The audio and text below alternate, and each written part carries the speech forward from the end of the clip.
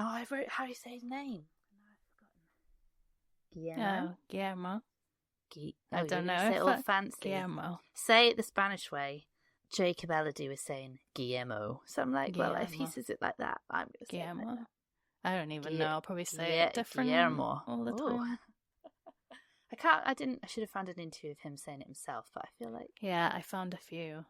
I feel like I know how to say it, and yet I'm probably still not going to get it right. Well, not that I suggest we do this, in that What We Do in the Shadows, the TV program, one of the characters is called Guillermo, and they never get it correct, and in the end, Matt Berry's character just starts calling him Gizmo. This is why. Guillermo.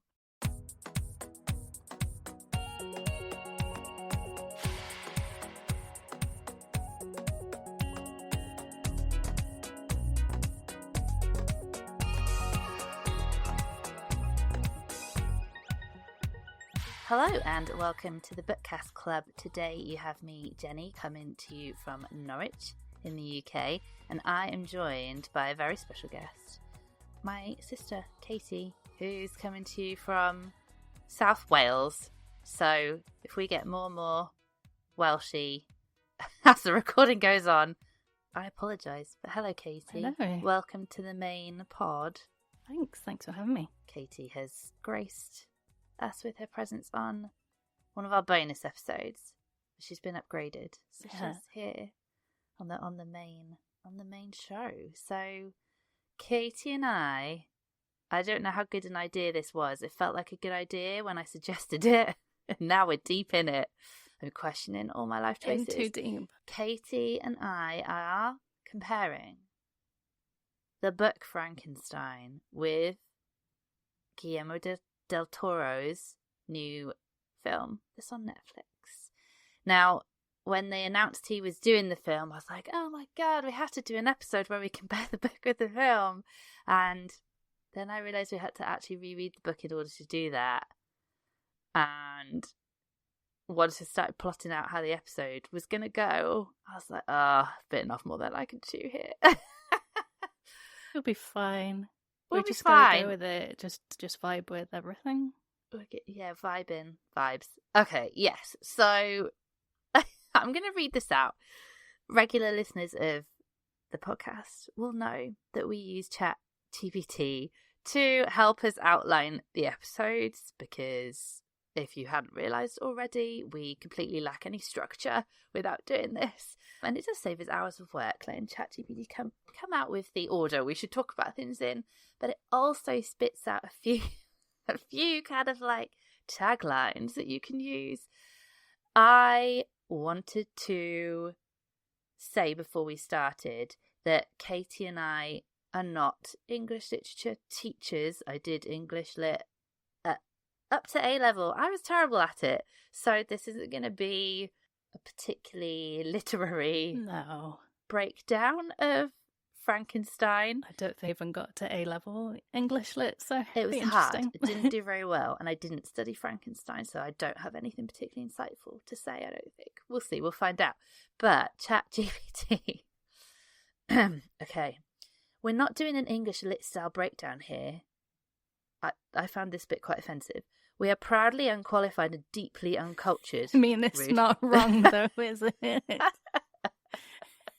We're just talking about what we thought of the book, how the film compares, which one worked better for us, and sharing some nerdy Mary Shelley and Del Toro trivia along the way. I'm not entirely sure we're going to be doing that either. So, one, it's overpromising. Two, it's offensive. But there we go. I thought it was funny, so I've left it in. I feel like we do this every episode now, because ChatGPT is just hilarious. I do feel I'm like sure it's just taking the piss. Not entirely inaccurate. Well, no, but deeply uncultured. How rude. Proudly unqualified, perhaps. So, I'm going to start by attempting to introduce the book. Now, I think there might be some mythology and, urban legend going on with some of the trivia around when and how Mary Shelley came to write this book. I think the general consensus is that it was written during this villa stay that she had with her. I don't know if he was her husband at the time, but Percy Shelley, so. Lord Byron, and other, I'm going to assume, poets and arty people. Some volcano had erupted and it was cold and miserable the whole summer long, is the general gist, I think, of what went on. She was 18. During this little villa stay that she had with her arty pals, the group was challenged, I think, by Lord Byron to each write a ghost story during this stormy, apocalyptic weather they were having.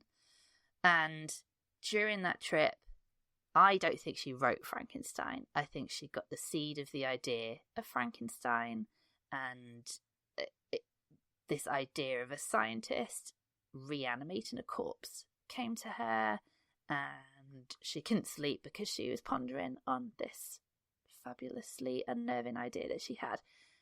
I think she wrote the majority of it back in Bath and not on that stormy weekend together.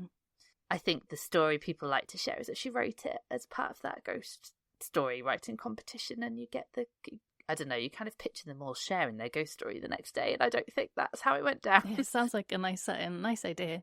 I think you messaged me saying that there was a Frankenstein museum in Bath, which would make sense now if she wrote the majority of the book there. Yeah, she at least, I think a lot of it at least was written there. I think the impression I get is that she started writing it in the summer on that trip, and then returned to Bath, I think, like towards the end of the year, and carried writing it there. I think I read that maybe she was encouraged by Percy I think she'd pictured it being a short story, and he encouraged her to flesh it out into a full novel. So we think that is where Frankenstein came from. It's a very nice romantic tale, and I like to think the majority of that is true. But here's a very brief summary of the book. Frankenstein, if you haven't read the book, is not the monster. Victor Frankenstein is the scientist in question in the novel. A frequent mistake, I think, to think that the monster is called Frankenstein. So Victor Frankenstein becomes obsessed with conquering death and, I guess, discovering the scientific solution to, reanimating a corpse. He builds himself a body from corpses. As you do. And he does indeed manage to bring it to life in what sounds like his student digs or something like that. Not in a fancy castle with electricity kind of being siphoned into the body. I'm pretty sure he's just like in his flat or something in university. Yeah, it sounds like that. Anyway, he builds this creature, brings it to life. When he sees it, he's horrified and runs away, essentially. That happens in a very, very short section of the book, that the creature is brought to life, and Frankenstein shits his pants and runs away. I think he returns to his digs with, I'm not going to remember his friend's name. Henry, to share what he has managed to do, and the creature has disappeared. And we, at points in the book, follow the creature's story where he has taught himself language. He reads Paradise Lost, of all things, and he longs for companionship and becomes increasingly desperate and isolated when he's ultimately rejected by the family he's been observing, like learning humanity from, let's say. He vows to enact revenge on Victor Frankenstein. When the pair meet again, the creature feels a little bit bad for his naughty deeds that he's been getting up to and tells Victor of his woes and asks him to make him a companion that he can live out his days with a being as hideous as him. Victor agrees, but ultimately has the major wobbles and destroys his new creation. He's not a very stable man. Destroys his creation, which makes the creature even angrier. And from that point on, everybody makes terrible decisions. Everyone feels abandoned. They either get murdered or they die in the cold. That's generally the story of Frankenstein, I think. You think? Katie might, I think. I meant to ask at the beginning, are we doing spoilers on this episode? So I think the I answer should have to said that is yes. Sorry, everybody, if you've not read Frankenstein, I've just spoilt it for you. Yes, this is what happens. I mean, ChatGPT didn't write that in my notes, did it? To say that we're going to spoil everything. No. Apologies. We are going to spoil the book. Hopefully, anybody that's listened to our TV, anybody that's listened to our movie versus book episodes knows that we were going to do that. But yes, we will be spoiling Frankenstein. We have spoiled the book. Frankenstein. I have spoiled Frankenstein the book. And we will go on to spoil the film. So, yes, apologies, everybody, if you weren't expecting that. Now you don't need to read the book anymore because, quite frankly, I think that was a fabulous summary. And you did well to summarise it. I wouldn't know where to start, really. Yeah, it's... If you try and pick out the key plot points, it's a fairly easy one to summarise. Yeah. However, we'll talk about what we thought of the book, but I definitely got the impression that the book is mainly vibes, so it is quite difficult to describe it, because I think the actual enjoyment of the book isn't necessarily in the plot, but we can get onto that. I'm excited to hear what you thought of it, Katie. I mean, I know what you thought of it. Yeah. Katie's probably... Was the first time you read the book? I think you've seen the film about 3 times. Yeah, I don't know how. Well, I do know how that's happened. I think it's safe to say you enjoyed it, right? Yeah. Yeah, the book. Yeah, absolutely loved it. Really, really loved it. And I'm hoping I can succinctly gather my thoughts on it, because I feel like I've got so many thoughts. Try and tease thoughts out of you in a logical order. Yeah. Did you think you were going to love it? Because you hadn't read it before, had you? I hadn't read it before. I didn't really know what to expect, if I'm honest. So maybe like 3 years ago, a friend recommended it. As I just said, have you got any recommendations? And she put it out there as one of her favourites. And I wasn't necessarily... I was kind of surprised, because in my mind I thought I had sci-fi / horror in my head. And that's not necessarily what I would have thought my friend was into. Okay. So I remember having that thought. But now I've read it, it kind of makes sense. But yeah, completely not what I was expecting it to be, even though, not quite sure what I was expecting. Have you read any of the horror classics? No, I haven't. I've definitely got some on my bookshelf. And generally, I realised I don't think I may have read 1 or 2 classic books. So yeah, it was interesting reading this and having to get used to reading the classic style. Yeah, writing. Took a little bit of getting used to. And actually, when I was reading it, I think I'd messaged you and Belle at this point, kind of saying, I'm really enjoying it, but I don't know why. And yeah, I think at that point, actually, what I picked up on was that it was really beautifully written. But initially I was like, well, I don't know if this is just how all classical books are written. And then actually I realised, no, it is really, really beautifully written. I don't know if I struggle with class. So I listened to it, I don't know if I've read it physically. So this is the second time I've listened to it. I don't know that audio is the best way with classics, because it is written differently to how we write now. It took a lot of brain power for me to adapt to it initially. Normally I speed up audiobooks. I could not speed up the audiobook, because obviously the structure of a sentence is different to how we'd write now. Yes, I guess they are beautifully written, because they're written in that sort of, I want to say Queen's English, because it probably is. Yeah, it's not everyday language. You don't talk like that. So they are challenging to read, and I definitely, in my notes that I was making, commented on the fact that I was finding it hard to concentrate on. But actually, once I got into it, I just listened to it slowly. I didn't try and do other things at the same time, just really listen and focus. I actually really enjoyed it this time around as well. I have also read Dracula. Yeah, I have that which on my shelf. I think you'd enjoy.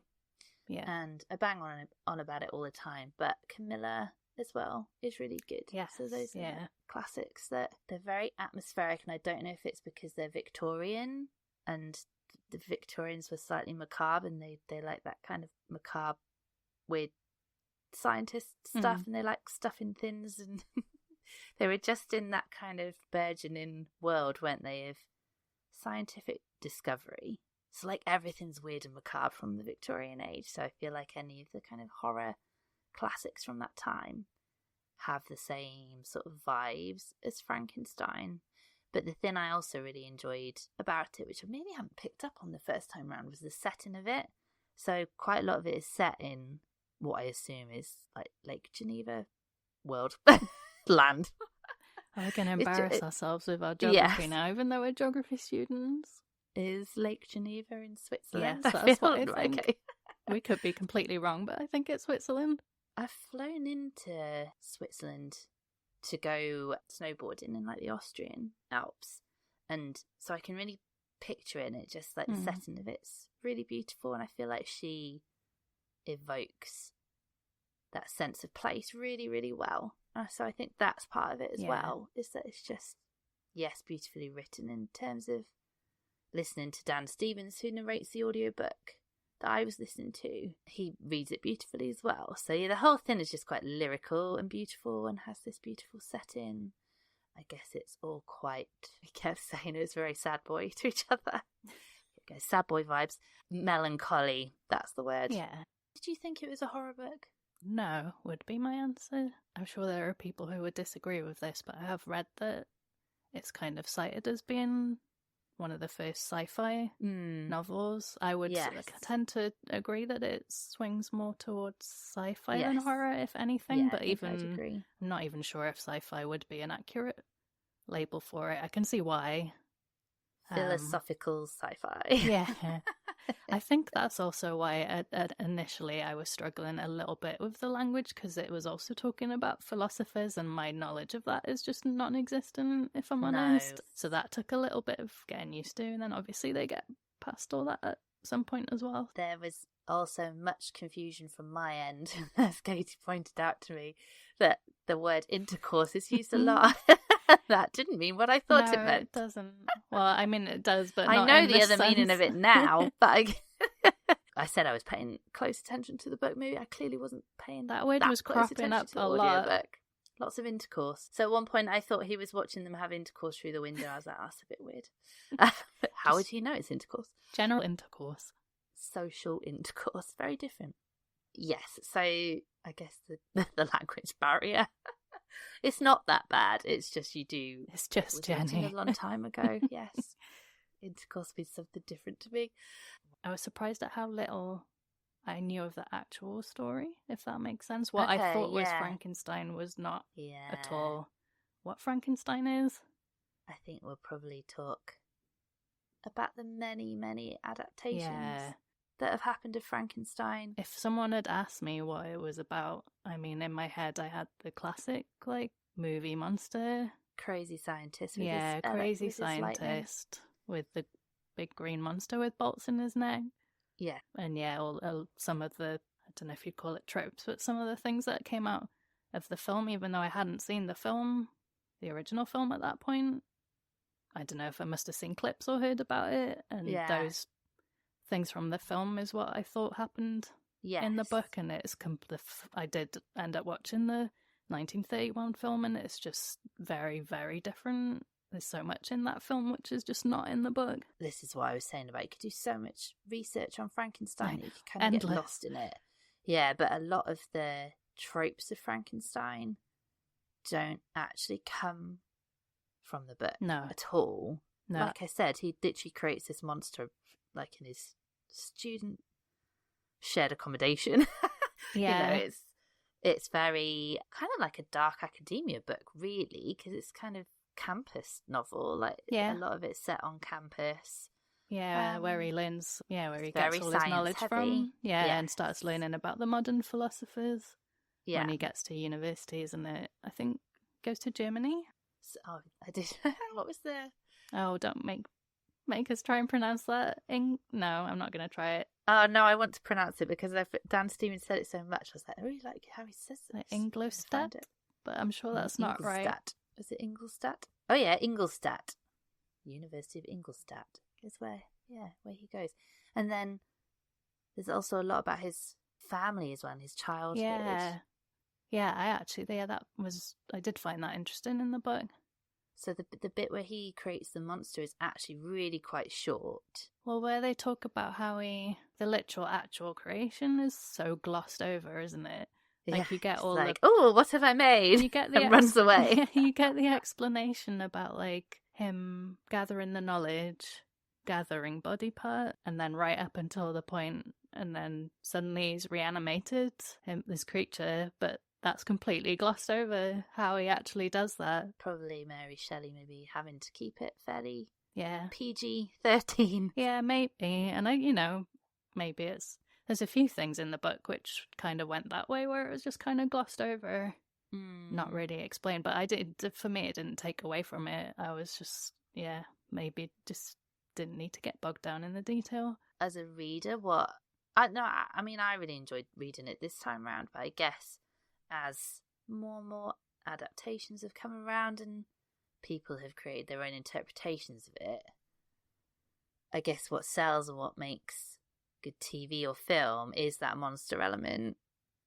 which is quite thin on the ground in the book. I think her book is way more about science, philosophy, morality, and less about, I've created this big scary monster who's gonna hunt me down and murder my family, even though it is that.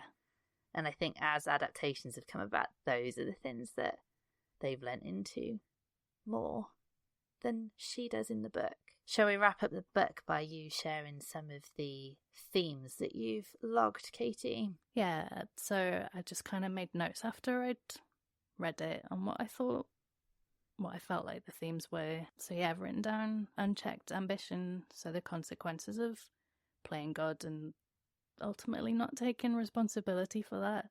Touched on nature versus nurture, loneliness and belonging, people's prejudices, fear of the unknown and outsiders, or who they deem as being outsiders.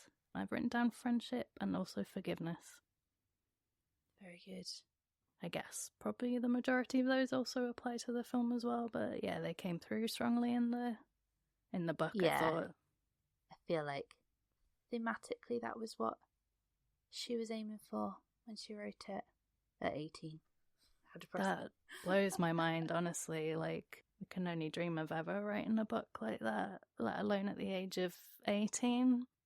Katie, how do we pronounce this man's name properly? She's rehearsed now. I have rehearsed and I feel like I'm going to buckle under the pressure now. Guillermo Del Toro. Beautiful. Hopefully that's correct. He's Spanish, right? Mexican? He is Mexican, right. I think his parents are of Spanish heritage. I think that's what I read. Say it again. Guillermo Del Toro. I've watched an interview with Jacob Elordi and what's his name? Oscar Isaac. And they say Guillermo. I think they're kind of just rolling off their tongues, I think. Yeah. It's quite hard to roll your R's like that. Even though we're Welsh and we're quite good at rolling our R's. I've never been able to roll my R's. Oh, not very good. Very well under pressure. I mean, I don't know if it's meant to be rolled or not. It is not Guillermo Del Toro. No. That's all we know. You don't pronounce the L's. Don't pronounce the L. What I've got Katie to do, and we've done this in homage. Homage, is that the word? Homage? Yeah. To probably, I don't think I'm speaking out of turn, one of our favourites, if not our favourite, horror movie podcasts, which I must have mentioned at least on bonus episodes, called The Rotten Horror Picture Show. Now, The Rotten Horror Picture Show is Clay and Amanda, who watch and review all of the movies on the Rotten Tomato Top 200 list. It's a genius idea for a podcast because that list changes all the time. It does. So they always have new films to watch and review, but they're very, very good. And I love it. And I highly recommend it if you watch a horror film and then listen to them dissect it. It's great. But in a way of introducing the films that they review, Amanda does a little summary of what you might expect in the movie they're about to talk about. So in honour of Rotten Horror Picture Show, Katie's going to tell us what to expect in Del Toro's Frankenstein. I want to use these as some conversation starters. Gosh. Okay, I'll give it a shot. I don't think there'll be. Yeah, Amanda does it so well. I'll try my best. You will. I already know what the list is. They're good. We can talk about them. So I've got bathtub brainwaves, daddy issues, mummy issues, dynamite, a chime-in stream, professional mice, gallows shopping, and a milk count of at least 9. Okay, right. What's the first one? We had bathtub brainwaves. Bathtub brainwaves. There's a lot of bottoms in the film. Are there? Well, Oscar Isaac definitely has his bum out. He has just is one that bottom. When I don't remember any of the bottoms. Maybe it's made a lasting impression on me. Definitely nearly see Jacob Elordi's bottom. He must do. When he's all hunched over on the table. Who has a bathtub brainwave? Is that why why his bottom's out, isn't it? Yes. Yeah. So he's the experiments. Well, he's trying to figure out how to do his reanimation, isn't he? And he just can't figure out that final piece of the puzzle. And yeah, that's where the bathtub brainwave comes in. He's just having a bath.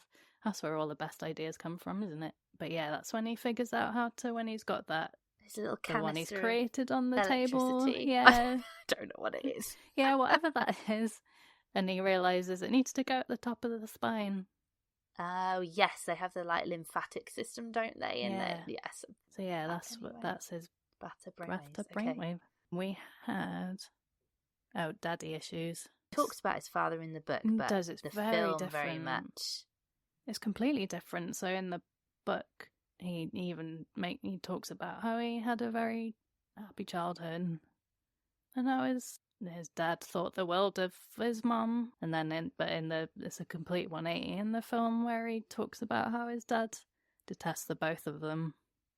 Yeah, and he's the bully, isn't he? Yeah, and ultimately leads down the path of generational trauma, I think. Yes. They give more substance to why he does what he does, don't they? Yeah. Oh, mummy issues then was the next one. Mummy issues. A bit more generational trauma. Yeah, well, I'm trying to think. So I won't be able to fully explain it, but I'll pick, obviously, Mia Goth plays his mom and also Elizabeth. Oh, I didn't know. She's wearing right? prosthetics. Oh, how strange. Yeah, so there's something there that I think Del Toro's trying to say. Someone more articulate than me would be able to fully explain it. Yeah. And yeah, that also then ties into the milk thing. Yeah, the milk thing creeped me out a little bit. We'll get to the milk thing. There's definitely mummy issues going on in this. Yeah, even though I can't fully explain it, it's there. And there's... God, I feel like I'm jumping around all over the place now, but when Del Toro uses colours a lot in his film, and so the colour he gave to his mom in the film, and which was reflected in the costumes and things like that, was red. And then a lot of the colours that Victor was wearing, so his little scarf and his gloves and things like that, his bedding, probably various other things, so his costumes and things like that were always red. But those two, I think, were the only characters with that colour. He tried to connect the characters in that way. Yeah, he's very clever. Yeah. Mia Goth is both. Gosh, it's so different. I would never ever have known that she was wearing prosthetics playing both characters. Yeah, obviously not as much as Jacob. Yes, yeah. Yes, and Mia Goth plays Elizabeth in this, and we will talk about Elizabeth later, because again, her character's very different. Yeah, mummy issues. Lots of them, I think. There's some messaging going on there that I can't articulate right now. She does die in, is it more traumatic? Kind of, in a more traumatic mummy issue kind of way in the film than she does in the book. I feel like in the book she just gets scarlet fever. Yeah. Which is sad. Yeah. You don't want to die of scarlet fever. But she does just die. And in the book it's a lot more traumatic and linked to the birth of Victor's younger brother. Dynamite, which is pretty self-explanatory. Oh, yes. It's definitely dynamite. Although that was an element that wasn't in the book, wasn't it? I was trying to... Well, he doesn't blow him up with dynamite, does he? Or attempt to blow him up with... But, him... He just runs away. I know so in the book he does heal, he seems to heal quicker than normal, but I don't think there's that element of not being able he's to kind die. of immortal, isn't he? Yeah. Yes. No, you're right. I'd picked up on that. Yes. So the creature is immortal in the film. That is a big deal. He's shot and stabbed and all sorts and never dies. And Victor Frankenstein doesn't just run away scared of him. He does in the book. He tries to, with dynamite blow up his incredibly audacious laboratory. What's your next one? We really need to get into this one. Yes. A chiming stream. Ah, yes. Now you've said it. Although it'd be, interesting question. So maybe not that interesting, but I suppose we'll get on to talking about all the characters. Mm-hmm. And I really, really like Christoph Waltz as an actor. Yes. But he's maybe the only one that stood out to me as, what do I want to say? He kind of took me out of it a little bit. Ah, interesting. But I can't when quite he's peeing into the... Maybe that's what did it. I don't know. Crystal bowl, I don't know what he's peeing into. Something that chimes. Porcelain, French porcelain, isn't that how he explains it? That's why it chimes. Beautiful. I've got professional mice. Oh, yes, the mice wranglers. Yes. So I went to see Frankenstein at the cinema, so it had a really limited release.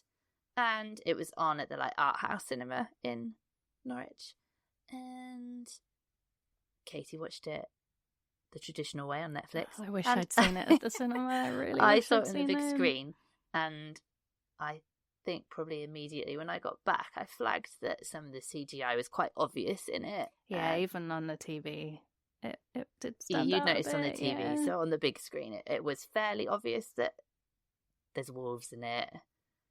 There's a deer in it that the creature Jacob Elordi interacts with, which was very obviously CGI, and also the fact that he was basically stroking it. I'm like, well, you're not going to do that with a wild deer, are you? So it was obvious. But what was really interesting, so there's little mice, and they sit on his shoulder and stuff. But what was really interesting is when I said that to you, you sent me down a rabbit hole of researching the animal trainers that they had, because actually, although yes, the wolves were partly CGI because they're very ferocious, and I think they were CGI'd to look ferocious. Yeah, they were too happy. They were too happy. The actual trained wolves on set, and the mice were real as well. So I don't know how much of them sitting on his shoulder and being cute was real. That's all real. I'm sure I read. Yeah, so the mouse wranglers were there. I don't know what they use. I don't know. I don't want to be stereotypical and say cheese, but yeah, they were kind of there to get them from point A to B, and cute. Yeah, so I think I wouldn't be surprised if they were sitting on his. I like to Probably think they were sitting on his shoulders. In my research, I found a website that it must be the equivalent of I don't know, the RSPCA or something it was like to that. certify that they were. Yeah, certified that the animals are treated properly. Yeah, and some of the scenes are horse used in carriage scene, horses brought onto set, and director said go, and the horse walked from A to B. Yeah, they did list absolutely everything. I was like, oh wow, okay, they really do have to show their workings out. Oh, I might have it here actually. The tab's still open on my phone. It was the American Humane Society. There you go. And yeah, they certified that it was all the animals were, no animals were harmed. Next up we had gallows shopping. Gallows shopping. I think What's I added that one? in afterwards. How he goes to the hangman. What do you call the square where the hanging is happening? Oh yes. And he's Yes, just he goes kind to of pick his, giving them picks his bodies while they're fresh. Yeah, gives them a good once over. What does he tell one guy? Oh, you would have been dead within the year anyway. Think yourself lucky, kind of thing. Very matter of fact. Yeah, shopping for gallows his shopping. parts. Yeah. Oh yeah, then we had the milk count. Oh, the milk. And I did maybe stretch it a little bit, but I can definitely justify 9. I don't normally necessarily clock these things, but I did immediately clock that he had it's quite early on, probably in his laboratory when he's trying to plan out what he's going to do. I think that's the first one I noticed, was when he's after that disciplinary hearing and chucking milk. Yeah, he's having a bit of a disagreement maybe with Alasdair. And he's clearly quite stressed out, and then he grabs his milk. And I had read that it tends to happen in scenes where he's maybe a little bit stressed or anxious or something like that. It's like a trauma response that he has to have milk. Yes, that creeps me out. And actually, even in interviews with Oscar Isaac, he did refer to it as mother's milk. Oh, yeah. No. Yeah. Oh, okay. Enough about the milk. That links back to mummy issues. How many times does he chug milk in the film? Well, we see him drink the milk. Let me do some quick maths. I think you see 5 on screen where he's drinking it. And then he has a refill at some point, so that was 6. And then towards the end where he's like goes to the supply shop and is gearing up to go after the creature, he's like, and 3 tins of condensed milk, please. Oh, wow. I did not clock that one at the end. So that was another 3. Condensed milk is disgusting. So, I mean, there might have been more that I didn't spot. I don't know. If anybody has a recount, let us know. You missed one off the list that I suggested. What was that? Syphilis. Oh, yeah. There's a lot of... What's his... Harlander. He is Elizabeth's uncle, right? Yeah, and he's not not a character in the book. He's not, and I wonder whether that's why I felt maybe he was. I mean, just my opinion, but I did feel like the character felt slightly out of place, almost like he was there just as a plot device, just to kind of explain away, you know, where he gets his funding from and stuff like that. Where he gets his funding from to do his. I was like, why is he in it? Yes. So, what's his name? The actor or the character? Either of them. Harlander, played by Christoph Waltz.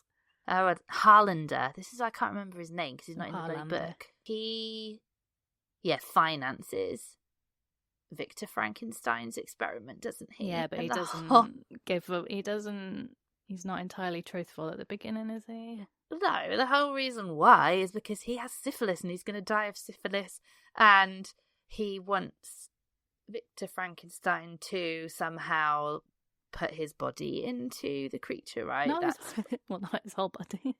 It's not, his brain, I think.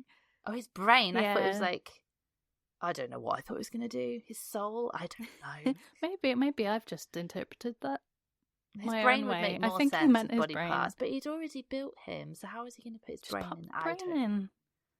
We'd reopen it and pop the brain in. Yeah, like in Nightmare Before Christmas. Does he have a brain? I guess he doesn't have a brain. Yeah. Do you have a brain right now? Do I have a brain? No, I think it's vacated me. Brains are vacated. Let's forget that. Nobody Does it matter? got Does he have a brain? Nobody gets right. I feel like it's brought up, but I couldn't 100%. I'm wondering whether when they're out on, he has a brain. when they're on the battlefield, I'm wondering whether it's mentioned there, but it might not be picked up. Right. It definitely comes up in the 1931 film. I'll tell you about that later. Okay, brains. Well done, Kate. I enjoyed that a lot. Let's introduce... Say his name again. Guillermo? Ah, beautiful. Guillermo Del Toro. I feel like you have to do it with such gusto. It doesn't feel very natural. This is why everyone says Guillermo Del Toro. Just say it quickly. Or would you say you're a fan of him? Oh, in general. Yes. I would always have said... I mean, not... Let me start that again. Yes. Yes, I am. Yes, I am. But having said that, there's probably quite a few of his films I haven't seen. No, and I haven't seen his full... The ones that I... catalogue of work. No, and the one I would say I really, really like, I probably haven't seen for about 15 years, and I can't remember it at all. Is that Pan's Labyrinth? Yeah. So he's sort of known, I guess, for making creature features in a way. Yeah. I mean, all his stuff has monsters, like fantastical monsters in them. Pretty sure everything I've seen of his has. So Pan's Labyrinth, The Shape of Water, Crimson Peak, which I also really quite like. Pan's Labyrinth's my favourite. He's done Pinocchio. And they're all along the same vein, aren't they? You can imagine this kind of injection of monster mythology and that kind of gothic aesthetic. That's the one. Yes, the kind of like gothic aesthetic and almost like over the top romantic. Like his films tend to be quite romantic. But there's like a romance element to them. Can't remember for Pan's Labyrinth, but definitely the others. He's a lifelong lover of monster mythology. Have you seen his house? No, Might I be haven't. his second house. I think I've read about it. Hasn't he like literally bought houses so that he can fill them bought with... a house. Yeah. I thought he just had a library, but he doesn't. He has a whole house called Bleak House, and it's full of monster art and props and statues. And he basically kind of writes his films there. I imagine It's amazing. Does all his writing. Proper collector. Stuff. Yes, he's a proper collector and he's a proper film fanatic. Yeah, enthusiast. Yes, and he's wanted to adapt Frankenstein for decades. It's been a passion project of his that he's been circling for years. And I can't remember where I pulled this quote from now. Frankenstein to me is the pinnacle of everything, and part of me wants to do a version of it. Part of me has for more than 25 years chickened out of making it. I dream I can make the greatest Frankenstein ever, but then if you make it, you've made it. Obviously, he was financed by Netflix to do this, which I thought was interesting. I think Pinocchio is the same. So God knows how much they're paying. I think Pinocchio is a Netflix. Well, I'd wondered whether, because I was trying to think, why is it exclusive to Netflix mostly? Didn't he do, was it a couple of years ago when he did you watch the series, which was Cabinet of Curiosities? And I feel like that was pretty huge at the time. Yeah. I mean, he obviously, I don't know, maybe he must get to make the films he wants to make with Netflix's big budgets, I'd have thought. So I've got a few little points as to what Del Toro's films are known for. Humanising the monstrous and revealing the monstrous in the human characters. I think that is, from what I can remember, particularly evident in Pan's Labyrinth. So the monsters in that, although some of them are terrifying, I'm sure you used to have nightmares about them, aren't the real monsters of the film. A lot of the time it's the human characters that are actually the real monsters in his. It's the same in Crimson Peak. Yes, dark, lush, gothic, emotionally heightened worlds, stories about outsiders, misfits, neglected children, and flawed creators, and a blend of fairy tale logic and adult melancholy. So I thought it's probably a good summary of what a lot of his films are like. I really like his stuff, so I was very excited, hence the suggestion of this episode when I knew he was doing the film. We've talked a lot about them already, but who are our main players in this film? So we had Oscar Isaac as Victor Frankenstein. So then we also have Mia Goth, who plays Elizabeth Alasdair, and they changed her name, I think, for the film. Is she called Claire? Claire Frankenstein, the mother. Why have I written Catherine? Who's Catherine? Catherine is the mum in the book. I think I don't know why. Oh, changed okay, her that's name. why I got totally confused. Yeah. Yes, okay, I'm like, who's Catherine on my list? Yes.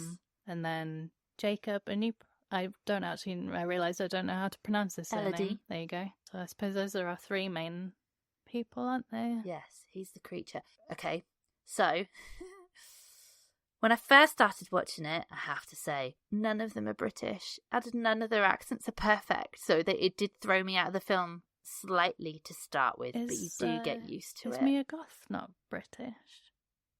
Is she British? Because I wondered, because I do this a lot where people almost the strangest out of all of them. I do this a lot with and I don't know whether that's because she is a British actress. So I do this a lot where I think that I end up going, what's that accent? And then it turns out to be the British person, so I'm not very good at actually picking out. That is very strange. Yeah. I wonder if she has lived in America a long time. I think that when I watched a few interviews with her, she does sound British. Very strange. I don't know if it was because she was being asked to put on a posh British accent. I don't know. She sounded the strangest out of all of them. She was the one that really threw me out. I was like, her voice is very odd. I really enjoyed Jacob's accent, and now when I've been flicking back through the book, I can't help but that's what I hear now. The Did creature you with the say he Yorkshire was, accent. yeah, doing it based on one of the other cast members' Yorkshire accents? Yes, I can't remember his name now. Brilliant actor. Yeah, I thought Jacob Elordi was really, really good in it, actually. What did you think in general? I thought, I mean, it made me realise I don't know what else I've seen, or if I've seen Oscar Isaac in anything. I must have done. Have you seen the Dune films? He's in the I Dune haven't films. seen it. And he's in some of the Star Wars films, the newer ones. I don't know if I've seen all the newer ones. Yeah, so he's been in some biggies recently. He's probably been in many more films that I haven't seen. I thought he was brilliant. Yes, I've not knowingly seen him before. But yeah, seeing him in this, I really want to go and watch more of his films. And yeah, I think he's got that intensity that I would have expected Victor to have. He does the deranged scientist very well as the film goes on. And the kind of tormented soul. His tormented soul made more sense in the film. I made lots of notes on the book about Victor's tormented soul, and I did not feel sorry for him at all. No, in the book. He's not a nice person in the book. Yeah, in the book, it did very much feel more like, woe is me, and, well, characters who aren't in the film were going through very traumatic events, and he would literally be thinking, but it's so much worse for me, even though these people in the book were literally about to be sentenced to death, and all he could think about was himself. I'd written, Victor is the ultimate woe is me. Oh, I've even written down some of the stuff he says. Finds even the ugliest human attractive after the monster he created. Yeah, he's harsh. There's something that was said in the book. I went through my notes and I was pretty good with my note taking, but after that, I think it's whatever he says literally after creating the creature, and I just wrote harsh. He's up in my eyes roll. Initially, he's just straight away oh, it's disgusting. Disgusting. It just comes out of nowhere. Yeah, I did think Mia Goth was very well suited to the role as well. Yes, like a horror queen, isn't she? Yeah. She's in lots of horror films. And I think she got down that, the maternal instinct of the character down very well. Yeah, she did. And also, I mean, we're jumping a little bit, but it's not a romance plot. No. But there's something in their connection that's very, very believable. Yeah. And so the act that she does towards the end makes a lot of sense. Yeah. So I did really like that. Jacob, he was brilliant. I think he was perfect for the role. And his physicality, the way his movements playing the creature is just incredible. Interview with him talking about how he was, I think he was given video, this sounds terrible, videos of babies to watch, but walking and stuff. Lots of learning to walk. Oh yeah, he's like a newborn, isn't he? Like Bambi. Yeah, I just thought he brought a lot of humanity to the creature as well. And the range of his performance, when you think him going from that newborn stage, for lack of a better word. Newborn man. Yeah, to the rage the rage that he portrays. Yeah, the range of his acting is just incredible. Yeah, in the same interview that I've just watched, I think Jacob Elordi was cast quite late. Yeah, do you know who was? It was Andrew Garfield supposed to play the monster. I just can't. No, I can't imagine anyone now else I other can't than picture Jacob. it. I'm sure he would have been quite good. So I think he only had 3 weeks from being cast to when he then had to start filming. Gosh. So the turnaround was really, really quick. Yeah. So yeah, if you watch some of the interviews with him, it's really, really interesting. Shall we move on to major changes worth noting? There's quite a lot. Probably covered quite a few. The mother's death is very different. It is very different. Yeah, and the way the father acts how the father treats them. Obviously, we've touched on the fact that a lot of the tropes of Frankenstein are not from the book. No. So his crazy laboratory and using the elements to give life to the creature is not what happens in the book. No. That bit's over and done with very quickly. So the fact that actually probably at least a third of the film is spent just seeing Victor Frankenstein kind of develop his scientific experiment and then conducting it and getting the funding for it, and there's a whole load of subplots there that don't exist in the book. A lot more background to why he's doing the things that he's doing. in terms of his childhood. Yeah, it's more explicit, isn't it? So I think in the book, the motivation is still, I think, to do with his mother's death. But it's quite explicitly stated in the film, isn't it? Yeah. Literally that conversation between him and his dad tells him, I'm going to find a way. They changed Elizabeth being with them. That's quite different. She's his cousin, though, in the film, isn't she? In the film? Is she? No. She's his cousin in the book. In the film, she's just the fiancée of her brother, isn't? Yeah. Of his brother, sorry. So in the book, I don't think she's even... So in the book, they kind of foster her, and then she becomes part of the family. Oh, so she's basically his sister. That's even weirder. But not his sister. I think he describes her in the book as his more than sister. Okay. Whereas, I suppose that doesn't translate so well to film, does it? So I think they perhaps made quite a wise choice with that one. Yeah, so in the film, she's the fiancée of his brother, and that's how they meet each other, isn't it? Yeah, and they have I don't know what you'd call it in the film. There's something there, isn't there, between the two of them? Yeah, there's like a connection at the start, isn't there? I think they both have kind of scientific interests. And she's an entomologist. She has like butterflies and stuff, doesn't she? So she's really interested in the work that he does. And the turning point comes when she meets the creature and then sees how the creature's being treated by Frankenstein. That breaks my heart, that bit. And the chap with syphilis is her uncle, right? Yes. Yeah. So that's the the whole family dynamic is very different in the film. They completely removed some characters they had. They removed Justine, who was in the book. Remember her? She was the one who was accused of murdering William. Who's Henry? Henry is Victor Frankenstein's best friend. Ah, yes. In fairness, they all have very classic British names. So they're not in the film at all, nor is the very youngest brother. Yeah, the uncle, the Harlander uncle is he's a completely new character. There's obviously that connection between Elizabeth and the creature, which doesn't exist in the books. Pretty sure he just rocks up and murders her in the book. Yeah. I get that William is killed as an adult, not as a child. Yes, and not by... Oh, I suppose he does kill him in the film, doesn't he? Yeah. He throws him, moment of rage. Clunks his head a little bit hard. Yeah. More murderous in the book, isn't he? Like, intentionally with... he just sees red and then he's off. He's going to kill everybody. He's a bit of a little shit in the book, really, isn't he? I suppose it was the film in general was less philosophical, but it felt right for the film. Yes. I haven't seen any of the film versions of Frankenstein, but I'm not sure how well the philosophical angle would land as like a big screen. Yeah, there was quite a few bits in the book where I suppose on initial read there were a few bits that I couldn't quite wrap my head around, and then when I thought about how it would translate to film, I was like, I don't know how they're going to do this. So they didn't.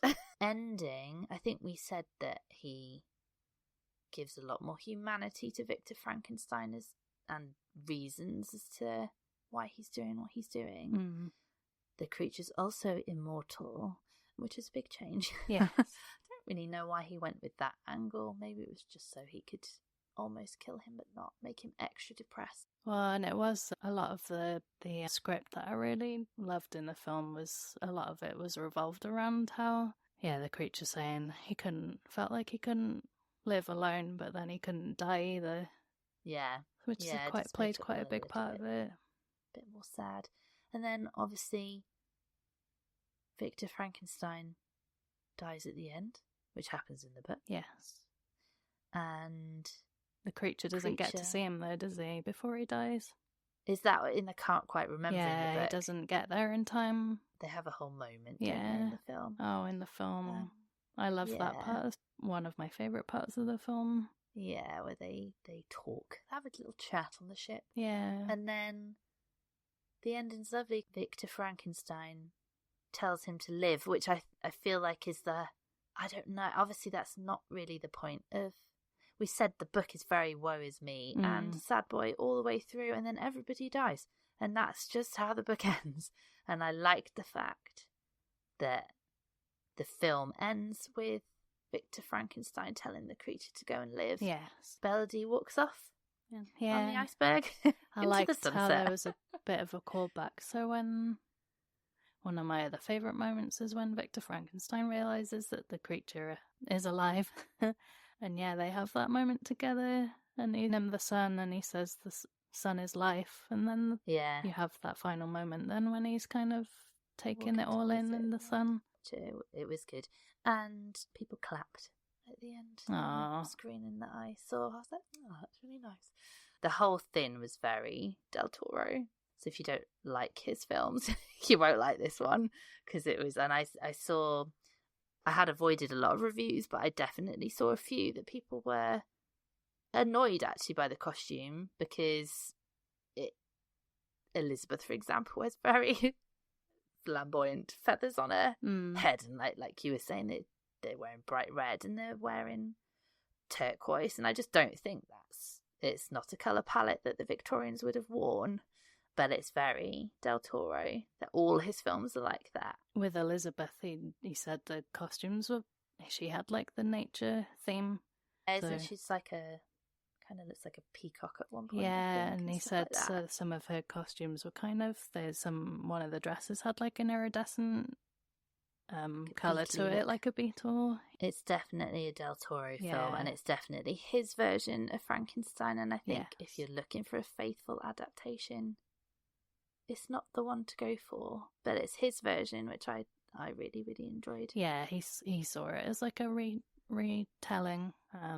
Obviously, he loves Frankenstein himself, so as you said, like the essence is there. But yeah, very, very Del Toro with his own spin. Very much a love letter to the book. We're going to do some recommendations. I actually haven't seen that many adaptations of Frankenstein. What I thought was really funny is that I'd read the book and I've seen the play with Benedict Cumberbatch, which you can watch if you subscribe to, must be the National Theatre. They have like a player that you can watch stuff on. You can watch Frankenstein. Even though I'd seen the play and read the book, I remembered nothing about the story. So I do recommend that version. I haven't really read any adaptations or any kind of, I haven't seen any adaptations of Frankenstein actually, but I have got a couple of books that I can mention, and I know you have, and you have read them without realising maybe that they were. Yeah, I've got 3 that I've so weirdly enough, I picked up one last week. I was browsing books with a friend and she picked it up and said, I've read this, I think, you should read it. It's called Monstrilio. I might have heard of this gosh, one. I should have checked this name as well. Gerardo, Sámano, Córdova. And I haven't read it, I just picked it up last week, so I couldn't really tell you an awful lot. But yeah, the way it was described to me, there's the element of kind of creating life. So grieving mother Margos cuts out a piece of her deceased 11-year-old son Santiago's lung, acting on fierce maternal instinct and the dubious logic of an old folk tale. She nurtures the lung until it gains sentience, growing into the carnivorous little Monstrilio she keeps hidden within the walls of her family's decaying Mexico City estate. Eventually, Monstrilio begins to resemble the Santiago he once was, but his innate impulses, though curbed by his biological and chosen family's communal care, threaten to destroy the fragile second chance at life. So you can kind of hear how that, very much sounds inspired by Frankenstein, doesn't it? I think a lot of these books are going to be about kind of creating life or prolonging life. So my first recommendation, I have not read the book. I have seen the film, which is very good, and I've heard the book is very good. That's Poor Things by Alasdair Gray, which came out in 1992. So this is about, it follows the life of Bella Baxter, who is, this might be a spoiler, and I think it is in the film, so skip the next 2 minutes. But the reason it's a Frankenstein adaptation is Bella Baxter is brought back to life by having I think, a baby's brain put into her. So she has that whole grown woman that body functions like a baby's at the start, and it just follows her life essentially. I've just got a feeling that the film is back to front and not in chronological order, so I feel like you might discover the fact that she has a baby's brain at the end. But yeah, it's really good, and I love the film with Emma Stone, and the book is supposed to be excellent. So this one is also one I haven't read, but I suppose it follows the themes of creating something and then that thing being out of your control. So this is Do Androids Dream of Electric Sheep? Oh, I've never heard of this. It's by Philip K. Dick, so the film adaptation you'll know is Blade Runner. I've never seen Blade Runner though. Oh, okay. So this is kind of inspired in the sense of, creating life, which then kind of, we haven't really touched on how, AI and all that kind of thing, just kind of creating something that kind of snowballs out of your own control. Yeah. Cool. I would never have known that one, Blade Runner was based on a book, but two, that it had that title. Okay, I have another book. Oh, it came out this year, a couple of months ago.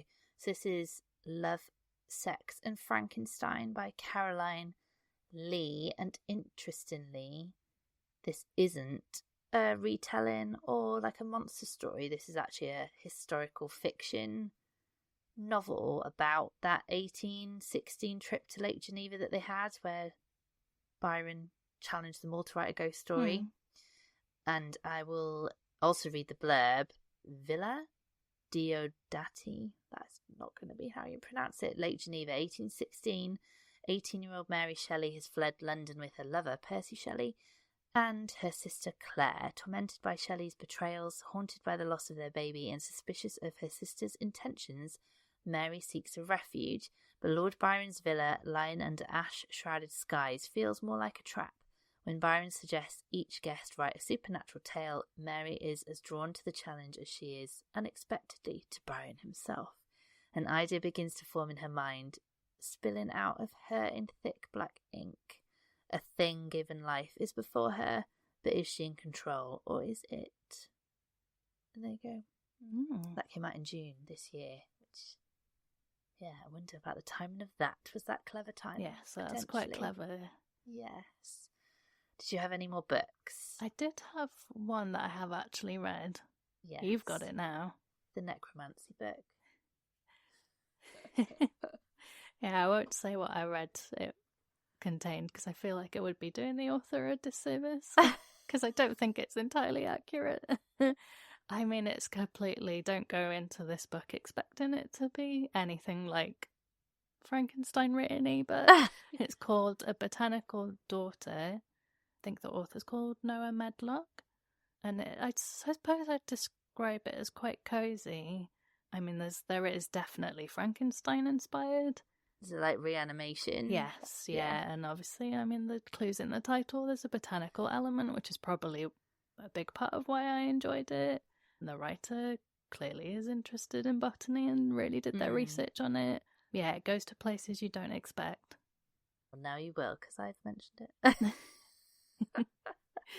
Yeah, but overall, I suppose it's not normally something I would read, but I'm not going to say I didn't enjoy it.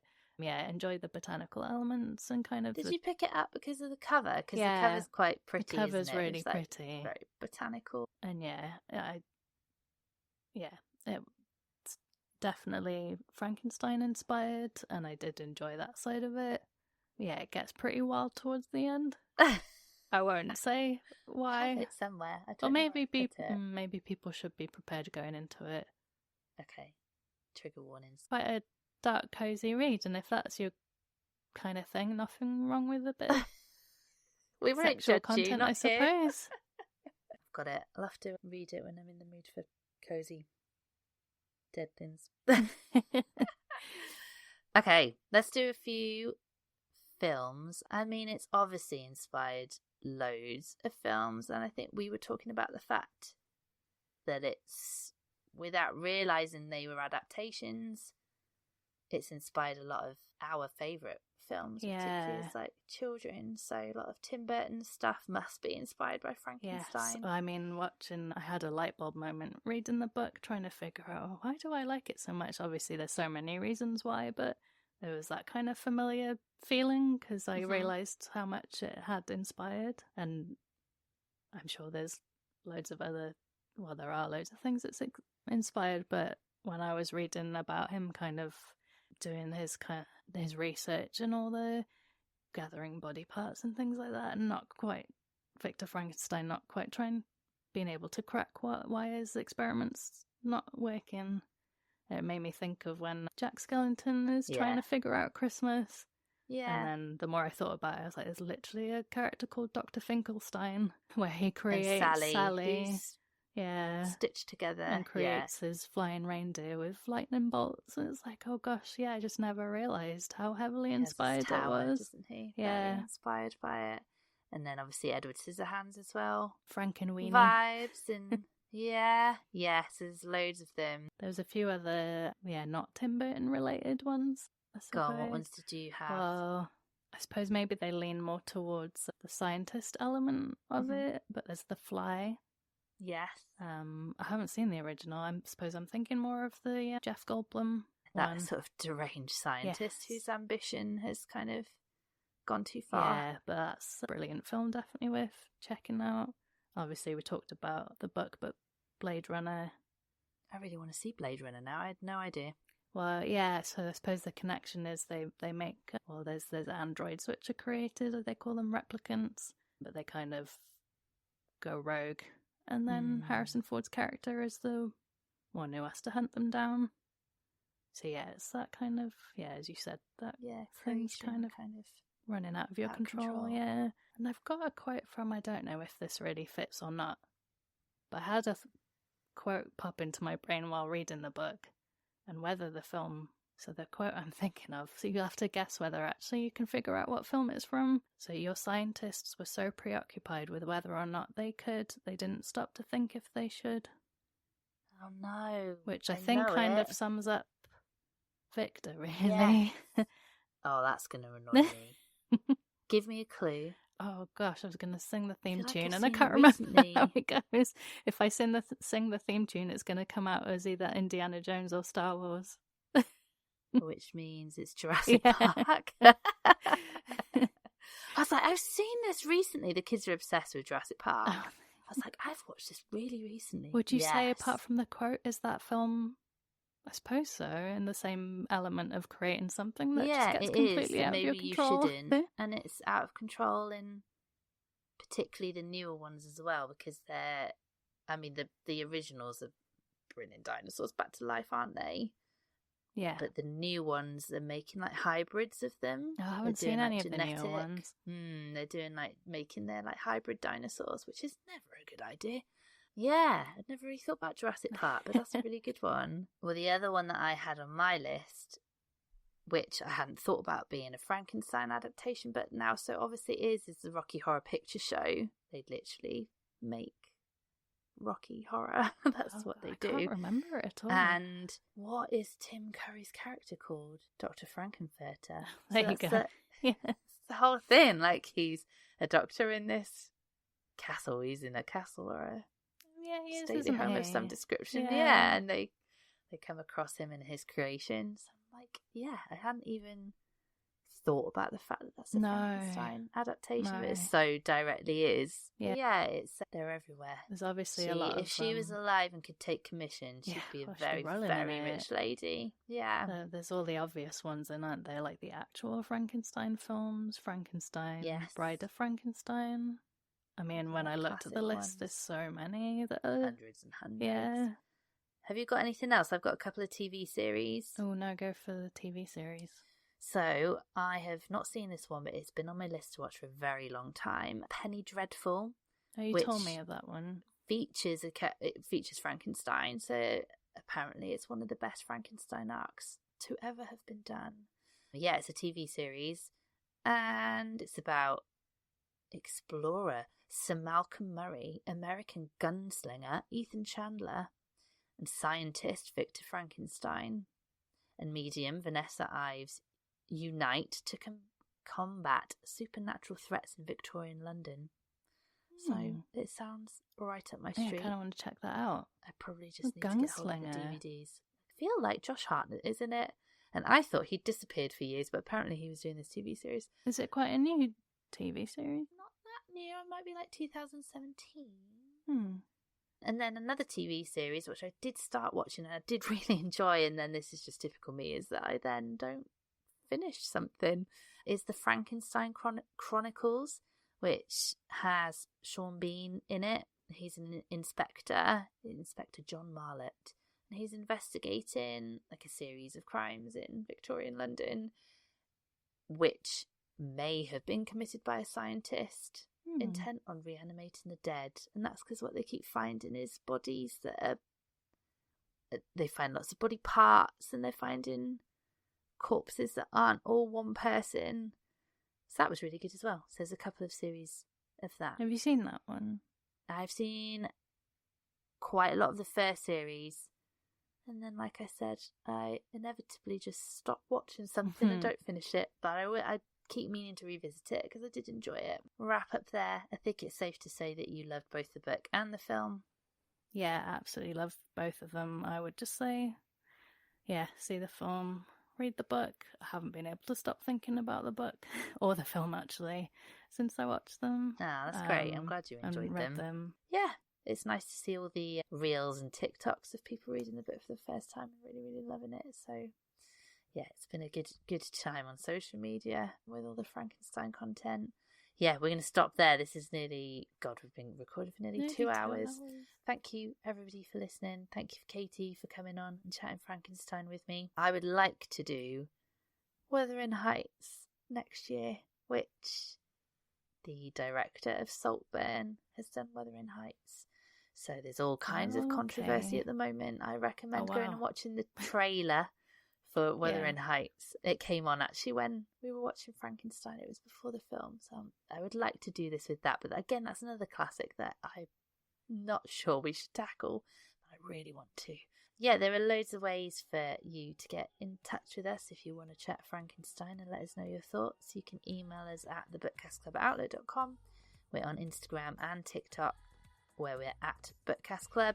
We have a newsletter which will be linked in the show notes, and you can try our Patreon. 7 days free trial. After that, membership is from £2 a month, and you get access to all our bonus episodes, access to our book club, personal recommendations, and lots more. Thanks again, Katie, and we'll speak to you very soon. Bye. Bye.